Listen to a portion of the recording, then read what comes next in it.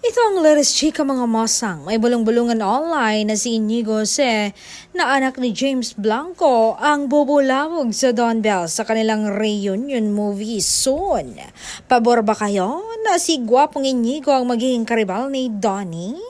Ang naging usap-usapan na aktor dahil sa paghanga niya sa dalagang Sibel Mariano ng